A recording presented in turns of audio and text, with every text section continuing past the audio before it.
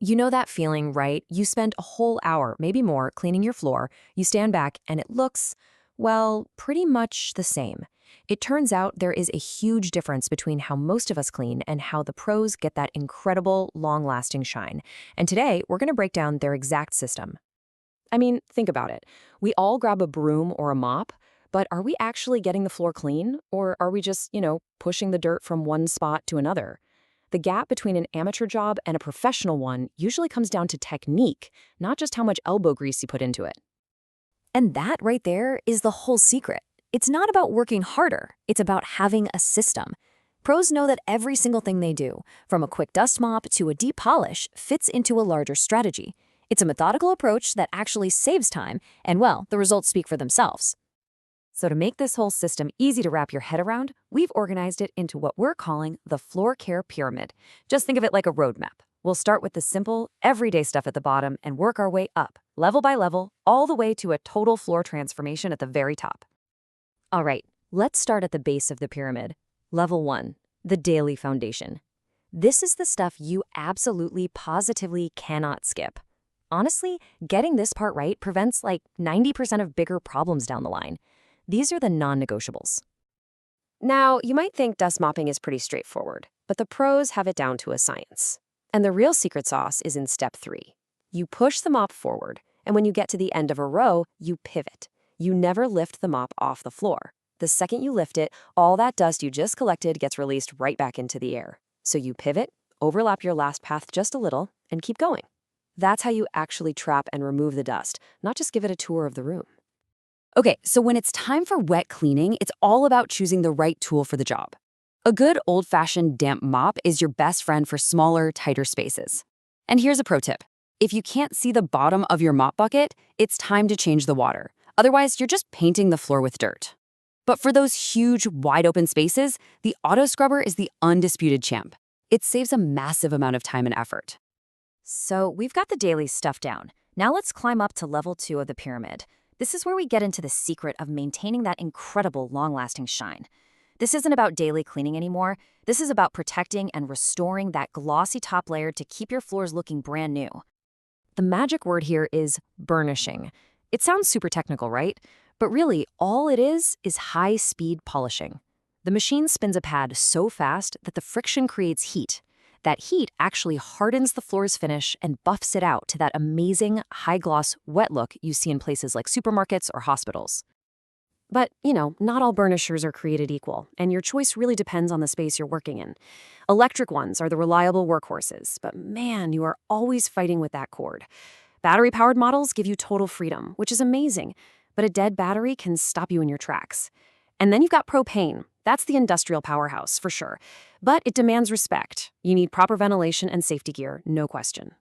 Now, if a full-on burnish feels like overkill, you've got other options. Spray buffing is fantastic for targeting smaller, scuffed-up areas. And a floor finish restorer is a really cool product. You just mop on a thin layer, it dries super fast, and it brings back that luster without you having to haul out the heavy machinery.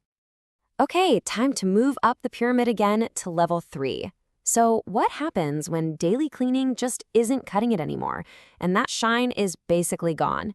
You're not quite at the point of needing a total reset, but you definitely need something more. This is what we call the interim fix. And the key procedure here is the top, scrub, and recoat.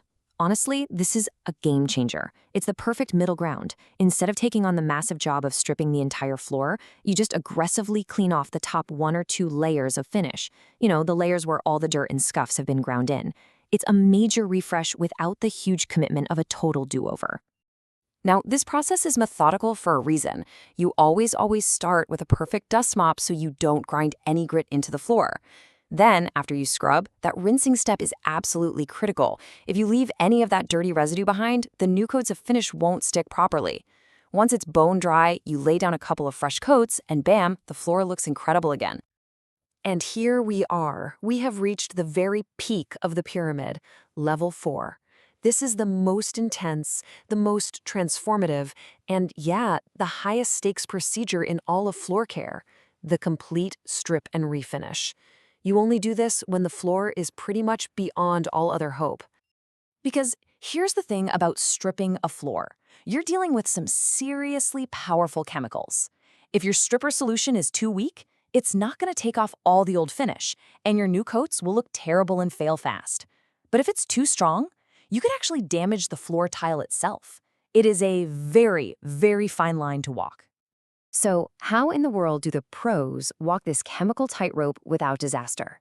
Well, they don't guess, they don't just eyeball it and hope for the best. They rely on a simple, foolproof test that gets them the perfect strength every single time. And here it is. The secret is so brilliantly simple. Pros will test out a few different chemical strengths on small, out-of-the-way spots, and then they use the touch test. Just like the quote says, they pat the spot. If the tile feels smooth and not at all sticky or tacky, they've hit the jackpot. That's the perfect strength. No guesswork needed. So let's be crystal clear about what this procedure is. This is not a deep clean. This is hitting the factory reset button. You're chemically dissolving and removing every single layer of old sealer and old finish, taking the floor all the way back down to the bare tile. You're left with a completely blank slate, ready for a fresh start. It's a 5-phase mission. After you test and strip, that thorough rinse neutralizes everything. Then you start rebuilding. First up is the sealer. Think of it like a primer for paint. It creates a solid foundation on the bare tile. Only then do you apply the top coats of finish. That's the durable, glossy layer that you actually see and walk on. So, after climbing all the way up our pyramid, what's the biggest takeaway here?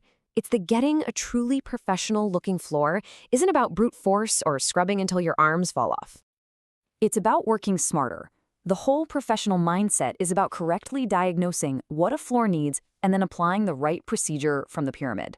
It's all about matching the solution to the problem, whether that's a simple dust mop or a full-blown chemical strip. And now, that's a framework you can use too. The next time you look at your floor, don't just see dirty. Try to see it like a pro. Ask yourself, what level of the pyramid are we on right now? Does it just need a good daily clean, or is it time for something bigger? Because knowing the difference, well, that's the real secret to a perfect floor.